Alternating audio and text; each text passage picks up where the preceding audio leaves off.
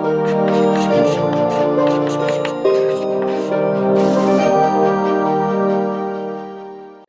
Friends, ये हमारा chapter का दूसरा वीडियो है जिसमें इसका स्टार्ट करने से पहले लास्ट वीडियो में हम लोगों ने एक टॉपिक डिस्कस किया था कि हम लोग ये सारा कुछ क्यों पढ़ रहे हैं, हमें क्या जरूरत है, एक इकोनॉमिक्स के स्टूडेंट होने के जरिए हमें क्यों जरूरी है कि हम एम्प्लॉयमेंट और इससे जुड़ी समस्याओं को देखें। तो कुछ पॉइंट्स मैंने बताए थे, इन्हीं को व्यवस्थित तरह से लिख दिया है। पहला पॉइंट क्या है कि देश में रोजगार की प्रकृति क्या है और उससे जुड़ी हुई जो समस्याएं हैं उन सबको भी समझना, उसकी गुणवत्ता कैसी है इसको समझना।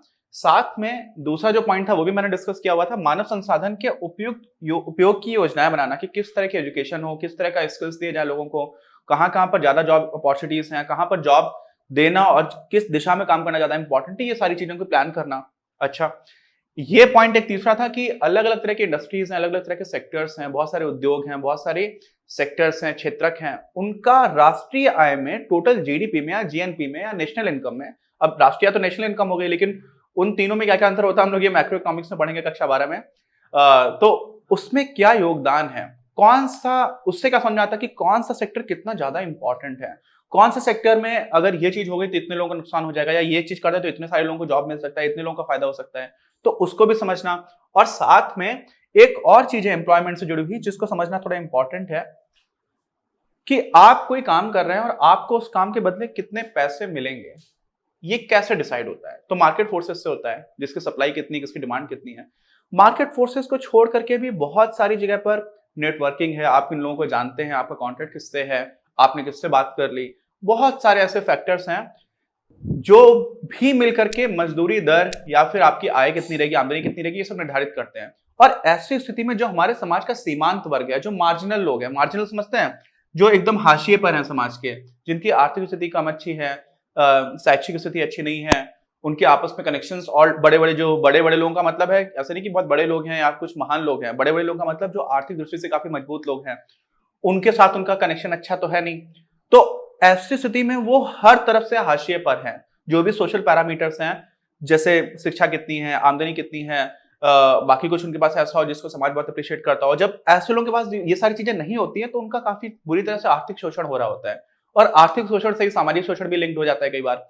तो आर्थिक शोषण उनका हो रहा है, उसको कैसे बचाया जा सके, उनकी कैसी स्थिति है, उनको कैसे बेहतर किया जा सके, ये सारा समझने के लिए भी बहुत इंपॉर्टेंट है। तो सीमांत वर्गों के लिए, और ऐसे ही और भी एक डिप्रेसिंग टॉपिक आता है चाइल्ड लेबर का, बाल श्रमिकों का। तो बाल श्रमिकों का शोषण चल रहा है। बाल श्रमिकों का बहुत सारे यूपी में ईंट के भट्टे होते हैं, और ईंट के भट्टों पर बहुत सारे परिवार पूरे पूरे काम कर रहे होते हैं, उसमें छोटे छोटे बच्चों को भी काम पर लगा देते हैं, और उन परिवारों में काम करने वालों को पूरी सैलरी भी नहीं देते हैं। जो मेहनताना दिया जाना चाहिए वो देते भी नहीं है, बच्चों को तो कुछ भी नहीं देते, थोड़ा सा खाना दे देते रात में। और इस तरह की चीजों में अब बच्चे को तो पता नहीं कि उसके काम की कितनी वैल्यू है, और उसको उसके काम की वैल्यू के बदले कुछ भी नहीं मिल रहा। तो इस तरह की चीजें भी देखने को मिलती है। तो ये सारी चीजें क्यों हो रही हैं, किस स्तर तक हो रही हैं, और आर्थिक शोषण की वजह से किस तरह से बहुत सारे लोगों का जीवन भी बर्बाद किया जाता है, तो वो सारी चीजें भी समझने के लिए काफी इंपॉर्टेंट है।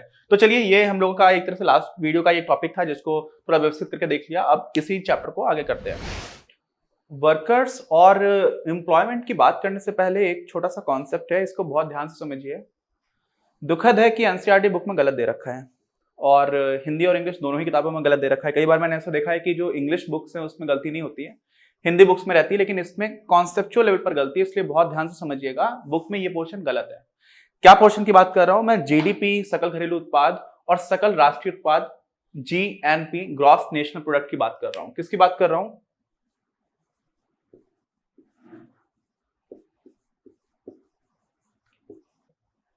ठीक है। अच्छा, होता क्या है, जीडीपी बहुत आसान है, एक बार ही समझिए और फिर कभी गलती मत करिएगा। आगे आपका मैक्रो इकोनॉमिक्स में भी कक्षा 12 में यूज होगा, और अभी भी जनरल स्टडीज के भी पेपर्स आते हैं, यूपीएससी की तैयारी करते हैं, उसमें भी इस तरह के क्वेश्चन आते हैं। तो बहुत इंपॉर्टेंट टॉपिक है। मान लीजिए कोई देश है, मान लीजिए कोई देश है, उसका ये ऐसा मैप है अमीबा जैसा। ठीक है, अमीबा इरेगुलर शेप का होता है, कुछ भी हो सकती है। अब इस देश के अंदर जो कुछ भी फाइनल गुड्स एंड सर्विसेज, मैंने क्या बोला है? फाइनल गुड्स एंड सर्विसेज, अंतिम वस्तु एवं सेवा, इनका जो भी उत्पादन हुआ किसी एक टाइम पीरियड में, नॉर्मली हम लोग एक साल लेते हैं, तो किसी एक साल के अंदर इस देश के अंदर जो भी अंतिम वस्तु है, अंतिम वस्तु का मतलब क्या होता है? किसान है, किसान ने कपास उगाया, कपास उगाने के बाद से वो टेक्सटाइल मिल्स में गया, ठीक है, विद्युत हथकरघा, वो करघा डिपार्टमेंट्स रहते हैं ना, डिपार्टमेंट्स ऐसी इंडस्ट्रीज होती हैं जहां पर टेक्सटाइल मिल्स में वो कपड़ा बन जाता है कपास से। और फिर उस कपड़े के बाद से एक टेलर आया, टेलर ने उसको काटा वगैरह, ठीक किया, उसके बाद से आपके लिए शर्ट बना दी। तो ये जो शर्ट है, शर्ट मान लीजिए आपको मिल रही है 1200 रुपए की, ठीक, और ये सारा काम आपका एक ही साल में हुआ, ठीक। तो अभी क्या हुआ, जो फाइनल गुड है ना, वो कपास भी तो शर्ट में लगा है। आप कपास की कीमत अलग से जोड़ लो, उसके बाद से टेक्सटाइल मिल में जब वो धागा बन करके तैयार हुआ था तो उसको आपने अलग जोड़ लिया, फिर धागे से थान बनाया गया था, बुना गया था, उसको आपने अलग जोड़ लिया, उसके बाद से उसको ट्रांसपोर्ट किया गया था, उसको आपने अलग काउंट कर लिया, फिर जो शर्ट बनकर के आई उसको आपने अलग काउंट कर लिया। अगर आप इन सबको अलग अलग करके काउंट कर लोगे तो ओवरलैपिंग हो जाएगी, आप एक ही चीज को बहुत बार गिन रहे होगे, है ना। इसलिए हम लोग क्या करते हैं, जो अंतिम बोर्ड होता है उसको गिन रहे होते हैं, और उसमें सबका हिस्सा है। अब वो 1200 की शर्ट है, उसमें जो दुकानदार बेचने वाला है उसका भी हिस्सा है, उससे पहले जो उसका होलसेलर था उसका भी हिस्सा है, उसके पहले जो फैक्ट्री बनाया उसमें भी उसकी वैल्यू का एडिशन है, ऐसे किसान का भी एक हिस्सा है। तो उसमें किसान का कितना हिस्सा है वो हम अलग से निकालेंगे, लेकिन ऐसा नहीं करेंगे किसान के हिस्से को अलग से जोड़ दें। अलग से जोड़ देंगे तो क्या हो जाएगा, बहुत ज्यादा जोड़ दिया जाएगा, डबल काउंटिंग हो जाएगी, डबल क्या ट्रिपल और उससे भी ज्यादा हो जाएगी, क्वाड्रुपल, और ज्यादा काउंटिंग आप करते चले जाओगे। तो होता क्या है कि हम लोग इसीलिए अंतिम वस्तुओं और सेवाओं की बात करते हैं जब हम लोग जीडीपी कैलकुलेट करते हैं, जिससे कि डबल काउंटिंग या उससे भी ज्यादा बार बार आप एक ही चीज को काउंट ना कर ले जाओ। तो उससे क्या हो जाएगा, इन्फ्लेटेड जीडीपी दिखेगी जो वास्तव में है नहीं। जैसे गुब्बारे में हवा भर दो, फुस से कर दो तो एकदम से पिचक जाता है, तो सॉलिड नहीं रहेगा। इस वजह से हम लोग क्या करते हैं, अंतिम वस्तुओं एवं सेवाओं की बात करते हैं, ठीक है। वस्तुएं एवं सेवाएं कर दीजिए, चलो वस्तुएं लिख दिया मैंने। अब होता क्या है कि जो भी किसी देश में एक साल के अंदर जितनी भी अंतिम वस्तु और सेवा बनी, उन सारी वस्तुओं की हमने मॉनेटरी वैल्यू जोड़ दी। क्या मॉनेटरी वैल्यू मतलब मौद्रिक मूल्य जो था, कितने कितने रुपए की कौन कौन सी चीजें हैं, वो जो कीमत निकल करके आ गई वो हमारा हुआ जीडीपी, सकल घरेलू उत्पाद। बस बाउंड्री के अंदर, इस बाउंड्री के जस्ट बाहर हो रहा होगा ना, वो आपका जीडीपी का हिस्सा नहीं हो सकता, ठीक है। किसकी बात की हम लोगों ने, जीडीपी की। अच्छा, अब ये समझ लो कि जीडीपी अगर हमारे देश की अपनी बात करते हैं, भारत देश की, तो भारत में बहुत सारे लोग ऐसे हैं जो जर्मनी के रह रहे हैं, जो बांग्लादेश के रह रहे हैं, जो अमेरिका से आए हुए हैं, और अमेरिका, इन सारे देशों से आने के बाद से भारत में रहते हुए ही उन्होंने भारत में कुछ बनाया। जैसे मान लीजिए एंजेला जोली है, अब एंजेलिना जोली अमेरिका से यहां पर आई और यहां पर उसने कोई मूवी बनाई, तो क्योंकि वो मूवी भारत की सीमाओं के अंदर बनी इसलिए वो जीडीपी में जोड़ी जाएगी, ठीक। लेकिन आप ये सोच लिए कि एंजेलिना जोली इंडियन तो है नहीं, तो उसके द्वारा किया गया काम वास्तव में एक अमेरिकन के लिए वैल्यू बढ़ा रहा है, ना कि इंडियन के लिए। तो जब हम लोग राष्ट्रीयता की बात करते हैं, राष्ट्रीय की बात करते हैं, तो हम ये देखते हैं कि कहां कहां के लोगों ने कौन कौन सा काम किया। अब इसमें जीडीपी जो आपकी थी, जीडीपी में हम लोग क्या कर देते हैं, जो काम भारतीयों ने, अब बहुत सारे भारतीय भी ऐसे हैं जो मिडिल ईस्ट में रहते हैं, दुबई में रहते हैं, सऊदी अरब में रहते हैं, कतार में रहते हैं, कुवैत में रहते हैं, अमेरिका में भी रहते हैं, फिर अफ्रीका में भी रहते हैं, यूरोप में भी रहते हैं, साउथ ईस्ट एशिया में भी रहते हैं, चाइना में भी रहते हैं, जापान में भी रहते हैं, सारी जगह पर रह रहे हैं, पूरी दुनिया में है, ठीक। वसुधैव कुटुंबकम है भारतीयों का, सारी जगह पर हमारे लोग पहुंच गए हैं। तो ऐसी स्थिति में जो भारत के लोग इतनी सारी जगह पर रह रहे हैं, वहां पर भी ये लोग काम कर रहे हैं, और वो जो काम करने के बाद से वहां पर चीजें कमा रहे हैं, और उसको, तो वो वैल्यू वास्तव में भारतीयों की है। तो क्या करेंगे हम इसमें, जो काम भारतीय लोग कर रहे हैं दुनिया भर में रह करके, ठीक है, भारतीय लोगों ने किया है उसको आपने जोड़ दिया, लेकिन मैं भारत में रहते हुए जो विदेशियों ने किया आपने उसको घटा दिया। सारे विदेशियों का नहीं, जो भारत के अंदर विदेशी हैं, ठीक है। तो विदेशियों का जो आप भारत के अंदर रहते हुए, इसी में कुछ डॉट्स ऐसे मान लीजिए कि ये जो ब्लैक कलर की डॉट्स हैं, ये मान लीजिए विदेशी लोग काम कर रहे हैं, और जो ब्लू कलर की डॉट्स हैं वो इंडियंस काम कर रहे हैं। तो इन ब्लैक डॉट्स को आप हटा दीजिए, क्यों, क्योंकि तो विदेशियों ने किया, तो वो हमारा उत्पादन नहीं हुआ, राष्ट्र के लोगों का नहीं हुआ ना, बाहर के लोगों का हुआ, तो उसको आपने हटा दिया। और भारत के लोग जो बाहर बाहर कर रहे थे पूरे दुनिया में, अब देश के बाहर मान लीजिए, भारत के में तो ऐसा बिल्कुल भी नहीं है, मैं बना नहीं पाऊंगा अच्छा, इसलिए आप थोड़ा इग्नोर कर दीजिए। अब ऐसा ऐसा करके मान लीजिए भारत के लोग दूर दूर बैठे हुए हैं पूरी दुनिया में, ये मान लीजिए पूरा बोर्ड जो है वो पूरी दुनिया दिखा रहा है। तो ये जो ब्लू कलर की डॉट्स हैं ये क्या है, ये वो भारतीय हैं जो अलग अलग जगह रह करके कुछ काम कर रहे हैं। अब हम क्या करेंगे, इन ब्लैक डॉट्स को निकाल देंगे, ये वो ब्लैक डॉट्स हैं जो विदेशी हैं, इनको निकाल दिया, और ये जो ब्लू डॉट्स हैं इनको भी हमने जोड़ दिया, तब हमारा क्या मिलेगा, तब हमारा मिलेगा जीएनपी। नाम से बिल्कुल क्लियर है, ग्रॉस नेशनल प्रोडक्ट जो उस देश के लोगों ने किया। तो अपने देश में अपने देश के लोगों ने जितना किया और बाहर अपने देश के लोगों ने जितना किया उसको जोड़ लो। लेकिन अपने देश में हम लोग सिर्फ अपने देश का तो जोड़ नहीं रहे थे जब जीडीपी निकाल रहे थे। जीडीपी निकालने में तो अपने देश की सीमा के अंदर का देख रहे थे, और सीमा में तो विदेशी भी हो सकते हैं। तो विदेशियों का जो भी कॉन्ट्रीब्यूशन था उसको निकाल दिया, पूरे दुनिया में भारतीयों का जो कॉन्ट्रीब्यूशन है उसको जोड़ दिया, तो हमें क्या मिल गया? जीएनपी। अब गलत क्या दे रखा है हमारी किताब में? हमारी किताब में दे रखा है कि भाई कोई भी देश है, मान लीजिए फिर से एक देश का मैप बना दिया, ठीक, मैं मैप अच्छा नहीं बना पाता हूं इसलिए ऐसे कॉन्सेप्ट समझाने के लिए आपको बता रहा हूं, बाकी आपको स्क्रीन पर भी दिखा दूंगा अगर कोई दिक्कत लगेगी तो अब इसमें हम लोगों ने मान लीजिए जीडीपी कैलकुलेट कर ली, अच्छा कोई बात नहीं। अब यही देश है और मान लीजिए दुनिया भर के जो पूरी दुनिया है मान लीजिए वो ऐसी है। अब इस देश से कुछ सामान ऐसा जो बाहर भेजा जाता है, इसको हम लोग क्या बोलते हैं? निर्यात। इंग्लिश में इसको बोलते हैं एक्सपोर्ट, ठीक, ये भी आपको पता है। अच्छा, और ऐसे ही पूरी दुनिया से अपने इस देश में कुछ सामान आ भी रहा है तो उसको हम लोग बोल देते हैं आयात। आया मतलब आयात, हिंदी में तो याद करना भी आसान है, इंपोर्ट्स। अच्छा, अब अगर आपका एक्सपोर्ट ज्यादा है, इसका मतलब क्या हुआ कि आप अपने देश में चीजें बना रहे हो, बना करके बाहर बेच रहे हो, बाहर लोग खरीद रहे हैं, तो आपको वहां से पैसा मिलेगा, तो बाहर से पैसा आएगा।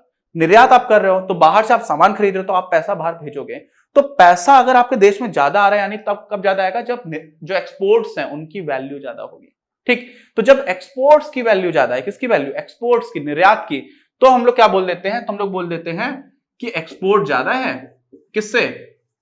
इंपोर्ट से। अच्छा, एक्सपोर्ट ज्यादा का मतलब क्या हुआ कि पैसा आया, क्योंकि आपने सामान बेचा तो आपको पैसा आया, तो यहां पर पैसा आ गया, इंपोर्ट में पैसा गया, लेकिन ज्यादा पैसा आया कम पैसा गया, ठीक। तो उसको हम लोग क्या बोलते हैं? पॉजिटिव। क्यों? क्योंकि आपके पास पैसा आ गया इसलिए पॉजिटिव हो गया। ट्रेड ऑफ बैलेंस, क्या बोलते हैं? Trade off balance. अच्छा, अगर इंपोर्ट ज्यादा हो जाए, ठीक, तो हम लोग क्या बोलते हैं? तो हम लोग बोलते हैं नेगेटिव ट्रेड ऑफ बैलेंस, ठीक, ट्रेड ऑफ बैलेंस। अच्छा, अब ट्रेड ऑफ बैलेंस बहुत ही कॉमन इंग्लिश टर्म है, इसको आप अभी के लिए समझ लीजिए कॉन्सेप्चुअल लेवल पर। अच्छा, अब ट्रेड ऑफ बैलेंस को हम लोग हिंदी में बोलते हैं व्यापार संतुलन। क्या कहते हैं? व्यापार संतुलन। तो धनात्मक व्यापार संतुलन तब होगा जब आपका निर्यात ज्यादा होगा। निर्यात ज्यादा है तो आपको पैसे मिल गए। अब भारत है तो भारत में निर्यात संतुलन नकारात्मक ही रहता है, हम ज्यादा इंपोर्ट करते हैं, हमारा ऑयल्स बहुत आते हैं हमारे यहाँ पर, ऑयल कच्चा तेल बहुत आता है, फिर हम लोग रिफाइन करके वापस भेजते हैं, वो एक्सपोर्ट करते हैं। लेकिन भारत में ओवरऑल कई सालों से बना हुआ है क्या? हम लोग का व्यापार संतुलन नकारात्मक रहता है, हम ज्यादा इंपोर्ट करते हैं, बाहर कम चीजें बेच पाते हैं। अच्छा, चीन है, जर्मनी है, ये ऐसे देश है जिनका एक्सपोर्ट बहुत अच्छा रहता है, इंपोर्ट उतना नहीं करते हैं। तो इससे क्या होता है? अब ये चीज होती है व्यापार संतुलन की। इन्होंने क्या बोला है, किताब में क्या लिखा हुआ है कि अगर आपका जीडीपी निकाला और जीडीपी में आपने ट्रेड ऑफ बैलेंस आप जोड़ दो तो आपको जीएनपी मिल जाएगा, जो गलत है। कैसे जोड़ मिलता है? इसको जो आपने भारतीयों का ऐड किया और विदेशियों का घटा दिया, इसी को हम लोग एक टर्म बोलते हैं इंग्लिश में, उसको बोलते हैं क्या? NFIA। आराम से, डरना बिल्कुल नहीं। Net factor income from abroad. Abroad समझते हैं? बाहर, विदेश। तो बाहर से कुल जो आपके फैक्टर यानी कि जो भी कारक हैं, कारक कौन है? आपके राष्ट्र के लोग ही हैं, तो उनकी जो नेट इनकम आई, नेट कौन सी आ गई? भारतीयों की आपने जोड़ ली दुनिया भर के और यहां से विदेशियों को घटा दी, उसी को हम लोग बोलते हैं NFIA, net factor income from abroad. तो आप जब जीडीपी में क्या करोगे? जीडीपी में जब आप NFIA ऐड करोगे तो आपको मिलेगा जीएनपी। और आपकी किताब में क्या दे रखा है? आपकी किताब में दे रखा है कि आपने जीडीपी में बैलेंस ऑफ ट्रेड ऐड किया। क्या ऐड किया? बैलेंस ऑफ ट्रेड, और इसको मिलाकर के आपका क्या आ गया? जीएनपी। ये गलत है, ये गलत दे रखा है, ठीक। अच्छा, अभी क्यों समझाया मैंने? इसलिए समझाया कि अब जो जीएनपी आया, जीएनपी का मतलब क्या हुआ कि भारत का अगर जीएनपी की बात करेंगे तो भारतीयों की स्थिति कैसी है, भारतीय आर्थिक स्तर पर कैसा काम कर पा रहे हैं, ठीक। और जीडीपी का हो जाएगा तो भारत की सीमा के अंदर कैसा काम हो रहा है। अब जब हम लोग आर्थिक गतिविधियों की बात करेंगे तो भारतीयों से हमें ज्यादा मतलब है, ठीक। भारतीयों से ज्यादा मतलब का मतलब क्या हुआ कि जो भारतीय भारत में इस तरह की गतिविधियों में लगे हुए हैं जिससे भारत के जीएनपी पर फर्क पड़ रहा है, जीडीपी पे नहीं, जीएनपी पर, वो सारी आर्थिक गतिविधियां हैं, एक दूसरे दृष्टिकोण से देखा जाता है। और उसमें जितने लोग भी काम कर रहे हैं वो सारे के सारे वर्कर्स हैं, वो सारे के सारे श्रमिक हैं। इस वीडियो के प्रायोजक हैं आप, और अगर आप ऐसे ही और वीडियोस बनाने में हमारी मदद करना चाहते हैं तो पैट्रियन पर जाकर या फिर स्क्रीन पर दिए गए QR कोड को स्कैन कर अपना योगदान जरूर दें। अपनी क्लास का उद्देश्य आप सभी के लिए आप ही की भाषा में गुणवत्तापूर्ण शिक्षा उपलब्ध कराना है। कक्षा 12 तक के सभी प्रमुख विषयों पर हम वीडियोस बना रहे हैं और कुछ विषयों पर वीडियोस आपके अपने चैनल अपनी क्लास की ही अन्य प्लेलिस्ट पर अपलोड भी हो चुके हैं। ज्ञान के प्रकाश से देश को सशक्त बनाने के हमारे इस प्रयास में इस चैनल को सब्सक्राइब करके और लोगों के साथ शेयर करके अपना बहुमूल्य योगदान जरूर दें। पढ़ेगा इंडिया तो बढ़ेगा इंडिया।